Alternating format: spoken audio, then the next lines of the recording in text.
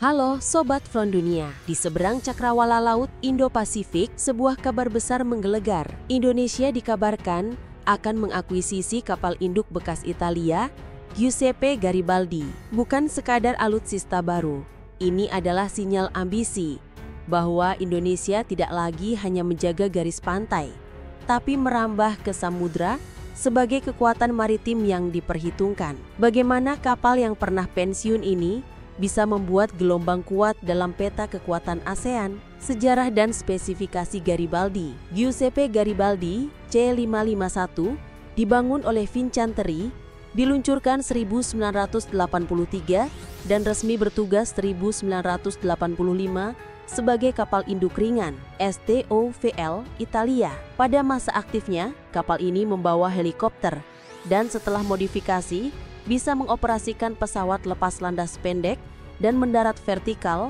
AV-8B Harrier II.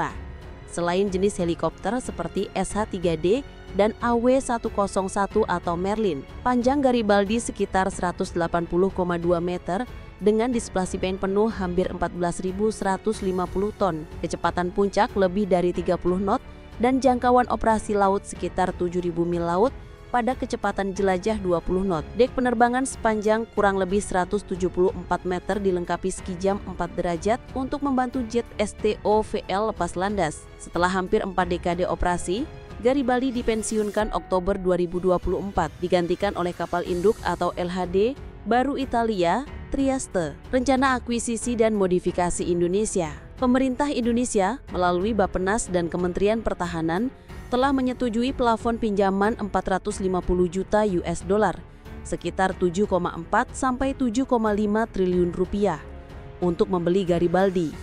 Selain itu, dialokasikan dana tambahan untuk helikopter angkut dan utilitas agar kapal induk bisa difungsikan lebih luas, bukan hanya sebagai platform jet tempur. Perusahaan Italia Fincantieri telah mengajukan proposal resmi di Juli 2025 untuk merombak Garibaldi menjadi kapal induk nirawak atau drone carrier dan helikopter. Model konseptual telah ditampilkan pada pameran Indo Defense 2025, termasuk opsi dual island dan dukungan operasi drone TB3 dan UAV lainnya. Fungsi dan peran potensial. Menurut pejabat TNI AL, jika akuisisi berhasil, Garibaldi akan memiliki peran ganda. Operasi non-perang atau OMSP, yaitu bantuan kemanusiaan, evakuasi bencana, operasional darurat, logistik, misi tempur atau kemampuan konflik, OMP. Meski bukan fokus utama, potensi untuk memperkuat kemampuan militer tetap ada, terutama dalam patrolling, proyeksi kekuatan maritim, dan interoperabilitas dengan armada lainnya. Garibaldi bisa dijadikan platform untuk helikopter, UAV, dan drone maritim seperti TB3. Sehingga bisa memperluas cakupan pengintaian dan operasi udara dari laut long range. Dampak regional dan ASEAN.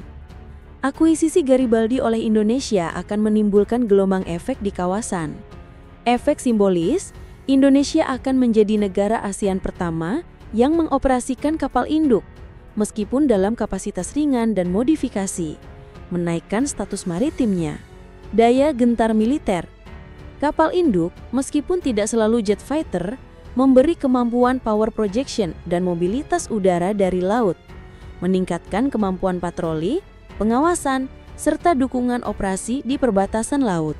Pemicu modernisasi. Negara-negara tetangga seperti Malaysia, Vietnam, Singapura mungkin akan mempercepat modernisasi angkatan laut dan udara mereka sebagai respons strategis.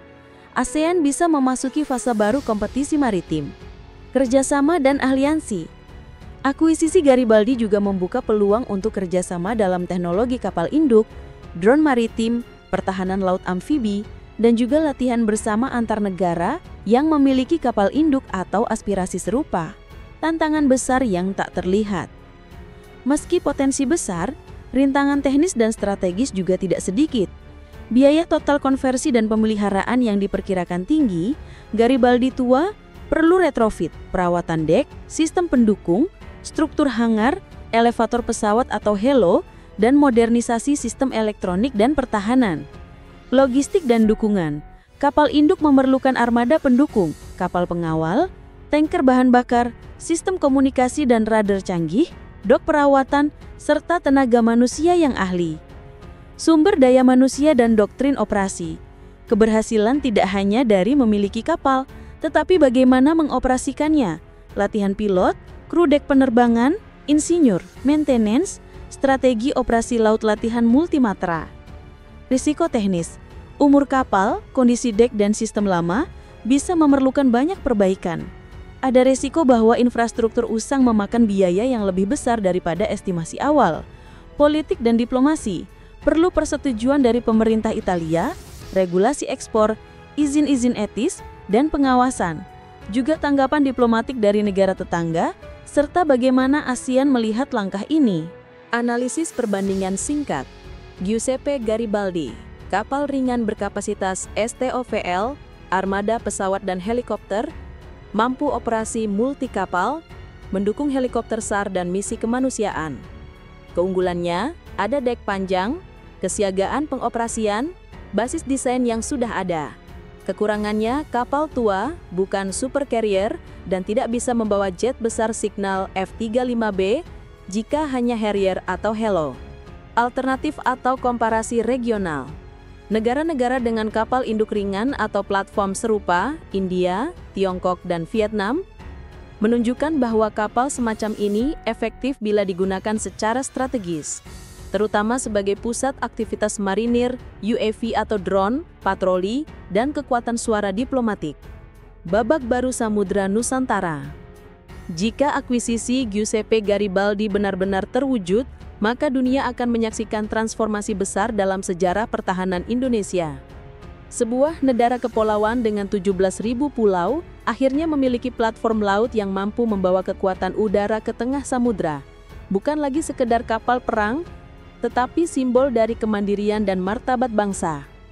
Bayangkan di tahun-tahun mendatang, Garibaldi yang telah lahir kembali dengan cat merah putih membelah ombak di Samudra Hindia, membawa helikopter penyelamat, drone pengintai, serta sistem komando digital yang terkoneksi dengan kapal fregat dan kapal selam buatan dalam negeri. Di atas dek luasnya, bendera merah putih berkibar diiringi deru mesin turbofan, menandai babak baru armada laut TNI AL. Dari pasukan penjaga pantai menjadi penjaga samudra. Kehadiran kapal ini bukan sekedar unjuk kekuatan, tapi juga pesan diplomasi, bahwa Indonesia siap mengambil peran sebagai stabilisasi keamanan regional. Kapal induk akan menjadi pusat koordinasi operasi multinasional, membantu misi penyelamatan di perairan Asia Tenggara, hingga memperkuat pengawasan terhadap jalur pelayaran internasional seperti Selat Malaka dan Laut Natuna. Efek domino global. Langkah ini juga menempatkan Indonesia dalam radar strategis dunia. Negara-negara besar seperti Amerika Serikat, Tiongkok, Jepang, dan India tentu akan memperhatikan pergeseran keseimbangan ini. Indonesia akan dihadapkan pada peluang besar, sekaligus tanggung jawab berat, menjaga netralitas, sekaligus memastikan kehadirannya di laut tidak memicu ketegangan baru.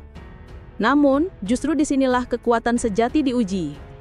Kapal induk bukanlah senjata agresi, melainkan simbol kesiapan dan kemandirian.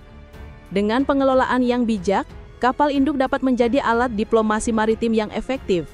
Sebuah kapal bendera yang memperkuat posisi Indonesia sebagai negara maritim global yang cinta damai, namun siap menghadapi ancaman apapun. Menuju Indonesia Lautan 2045. Dalam visi jangka panjang, kehadiran Garibaldi bisa menjadi batu loncatan menuju pembangunan kapal induk buatan dalam negeri di masa depan. PT PAL telah membuktikan kemampuannya dalam membangun fregat, kapal selam, dan kapal logistik. Dengan transfer teknologi dari Italia, bukan tidak mungkin Indonesia akan merancang next generation carrier yang lebih efisien, modular, dan kompatibel dengan sistem drone serta AI militer. Di saat yang sama, peningkatan kemampuan sumber daya manusia menjadi keharusan. TNI AL perlu membentuk generasi baru penerbang laut, operator UAV, dan ahli dek penerbangan. Program latihan bersama negara sahabat akan mempercepat proses transformasi doktrin dari pertahanan pantai menjadi Blue Water Navy sejati yang mampu beroperasi lintas samudra. Akhir yang baru. Kapal induk Giuseppe Garibaldi bukan hanya peninggalan sejarah Italia, tetapi mungkin segera menjadi ikon baru kekuatan maritim Indonesia. Dari kapal tua yang pernah menorehkan sejarah Perang Dingin, Kini ia akan menulis babak baru di Samudra Tropis Nusantara.